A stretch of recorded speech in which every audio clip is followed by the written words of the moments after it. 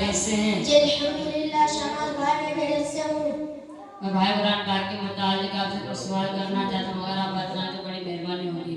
जी शहनाज भाई मैं जरूर बतलाऊंगा, आप मुझसे मालूम करें। हमारा भाई कुरान शरीफ नाज़िल हुआ, उस वक्त हमारे नबी सल्लल्लाहु अलैहि वसल्लम की उम्र कितनी थी? जरा उसके बारे में तफसील से बताइए।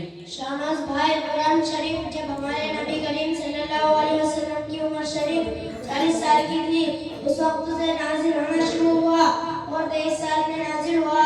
मक्का शरीफ में 86 सूरतें और मदीना शरीफ में 28 सूरतें नाजिल हुई और सबसे पहली आयत इक़रा से 5 आयत तक और सबसे आखिर में अल-यौमा अकमलतु लकुम वाली आयत नाजिल हुई।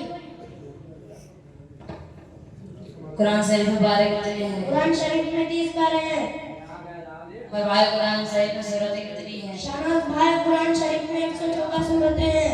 और भाई कुरान शरीफ में सजदे कितने हैं? शहनाज भाई कुरान शरीफ में 14 सजदे हैं। और भाई कुरान शरीफ में मंजिलें कितनी हैं? शहनाज भाई कुरान शरीफ में 7 मंजिलें हैं। और भाई कुरान शरीफ में रुकू कितने हैं? शहनाज भाई कुरान शरीफ में 558 रुकू हैं। और भाई कुरान शरीफ में आयतें कितनी हैं? शहनाज भाई कुरान शरीफ में 6666 आयतें हैं।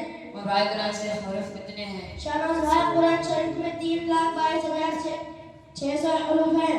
और भाई कुरान मजीद किस तरीके से नाज़िल हुआ, जरा उसके बारे में तफसील से बताइए। भाई हज़रत जिब्राइल अलैहिस्सलाम आकर हमारे नबी को सुना जाते थे और हमारे नबी अपनी उम्मत को बतलाते और ये कुरान मजीद का कानून क़यामत तक चलेगा, इसमें किसी तरह की तब्दीली करने की ज़रूरत नहीं है।